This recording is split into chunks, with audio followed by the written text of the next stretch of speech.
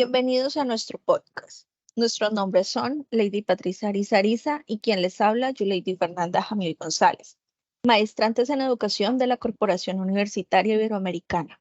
En este espacio nos adentraremos en el mundo de la educación y la pedagogía desde una perspectiva histórica, explorando cómo los avances y cambios en estos ámbitos a lo largo del tiempo pueden ayudarnos a comprender las dinámicas actuales. La educación y la pedagogía han experimentado constantes transformaciones a lo largo de la historia, ya sea a través de nuevas teorías, metodologías o enfoques educativos. Estas evoluciones han sido producto de un análisis crítico de las necesidades y demandas de la sociedad en cada momento, y han buscado mejorar la manera en que se transmiten los conocimientos y se forman a los individuos. Nuestro objetivo es realizar un recuento en la historia de la educación y la pedagogía para comprender cómo han influido en las prácticas y enfoques actuales. Así, marcaremos el camino hacia una educación más reflexiva, inclusiva y acorde a las necesidades de nuestra sociedad. Bienvenidos a Reflexiones Históricas para Repensar la Educación Actual, un podcast sobre los desafíos pedagógicos a lo largo del tiempo. Prepárense para un viaje fascinante en el tiempo y en el conocimiento. ¿Cómo fueron los inicios de la educación superior o universidades en Colombia? En el siglo XVI y XVII se da el surgimiento de las universidades, principalmente por comunidades religiosas, como entre las cuales se destacan los padres dominicos y los jesuitas. Es importante resaltar cómo la influencia de la Iglesia Católica da origen a las universidades, al punto de que gracias a una autorización papal, dada el 8 de julio de 1621, se concedieron permisos para dictar los grados universitarios. ¿Cuáles fueron las primeras universidades de Colombia?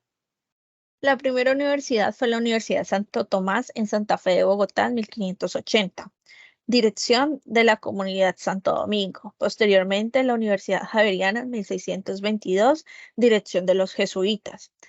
En tercer lugar, tenemos la Universidad San Nicolás de Mira, 1624, en dirección de los agustinos calzados.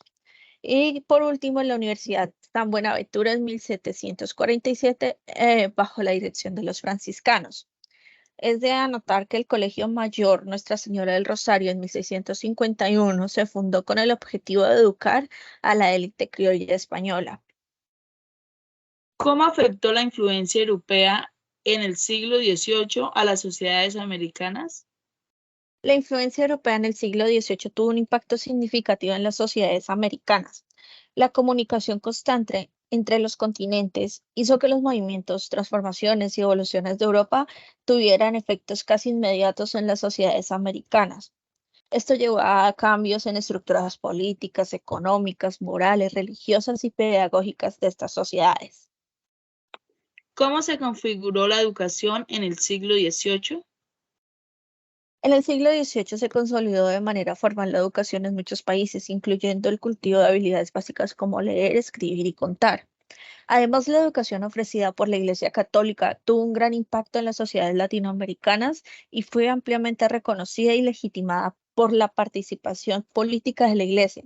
También se reconocieron capacidades básicas como base para la formación en aprendizajes especializados y se promovió la transmisión de estas bases académicas de generación en generación. ¿Cuál fue la importancia del decreto del 8 de noviembre de 1825 en Colombia?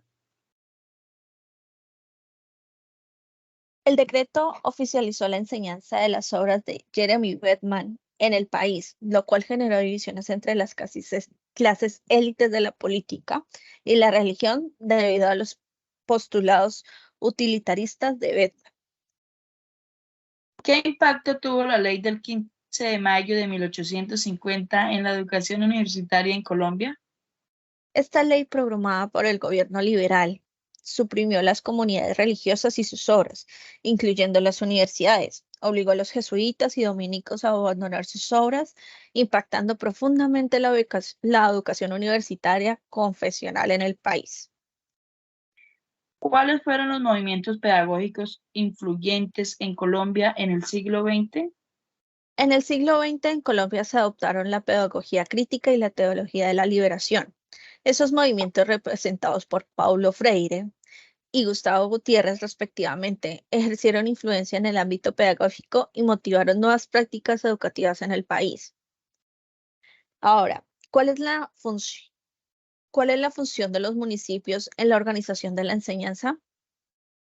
Como antiguamente se acostumbraba a realizar, a los municipios se les asignó la competencia de sostener las escuelas públicas. Cuando hablamos de sostener es porque a los municipios se les asigna tanto el recurso para cubrir la necesidad de la educación básica primaria como la responsabilidad de nombrar a los respectivos maestros y mantenerlos en estos cargos. ¿Qué métodos de enseñanza se utilizaron en la primera mitad del siglo XIX? En esta época, en las instituciones oficiales se impulsó el método de enseñanza mutua o lancasteriano, el cual consistía en la utilización de monitores o auxiliares para la enseñanza de una gran cantidad de estudiantes en una misma aula, atendiendo así a las necesidades e inquietudes de los estudiantes de manera casi personalizada. De igual forma, otros métodos de enseñanza que se utilizaron fueron la enseñanza religiosa o laica, al igual como la inclusión de la educación cívica en la enseñanza de la básica primaria. ¿Cómo se logró la consolidación de los sistemas educativos nacionales? En este punto, el Estado fue asumiendo responsabilidades anteriormente delegadas a los municipios.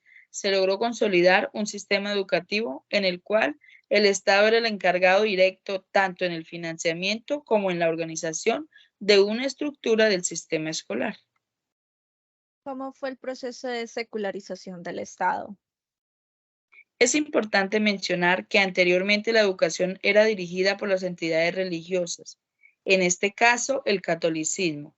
Por ende, sus enseñanzas iban dirigidas a temas netamente religiosos. El proceso de secularización del Estado fue un proceso conflictivo, sobre todo en aquellos países donde la Iglesia ha tenido mayor presencia. Un claro ejemplo fueron los países de Colombia y Ecuador.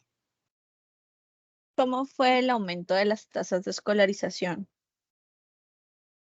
Si bien sabemos que desde finales del siglo XIX el aumento de estudiantes como de instituciones de nivel de primaria fue bastante notorio, tanto en las instituciones públicas como en las privadas. La demanda de educación secundaria también fue de gran impacto. Esto ocasionó un gran atraso, debido a que aún no se había cubierto totalmente las necesidades del nivel de primaria y ya se debería responder a las necesidades concernientes al nivel de secundaria. ¿Cuáles fueron las reformas notables en el sistema educativo? Algunas innovaciones pedagógicas en el siglo XX se realizaron atendiendo a las realidades sociales. Cabe resaltar que en esta época se sitúa al niño como el centro del proceso de aprendizaje, teniendo en cuenta sus peculiaridades individuales, sus intereses y etapas de su desarrollo psicológico. ¿Cómo ha influenciado la globalización en las políticas educativas y las exigencias sociales en Colombia? La globalización ha influido en las políticas educativas y exigencias sociales en Colombia al adaptar modelos pedagógicos provenientes de Norteamérica y de Europa, exigir niveles de inglés y de lengua extranjera, implementar mediciones y estandarizaciones basadas en lineamientos internacionales, entre otros aspectos. ¿Cuál es la importancia del uso de las tecnologías virtuales en la educación actual? El uso de las tecnologías virtuales en la educación actual complementa los modelos de formación tradicional y permite la innovación de los procesos educativos. Es necesario entender su uso no como una justaposición o imposición, sino como una articulación que supera la instrumentalización y favorece nuevos escenarios de interrelación, proporcionando oportunidades para la producción de un lenguaje cotidiano y la apertura a la alteridad. Con esto damos por finalizado el recorrido histórico que se realizó en los dos artículos propuestos. Eh, como lecturas para este tema, se tiene en cuenta de que son un resumen histórico y las respuestas son dadas por las dos aquí presentes bajo lo que se aprecia de cada texto. Gracias por su atención.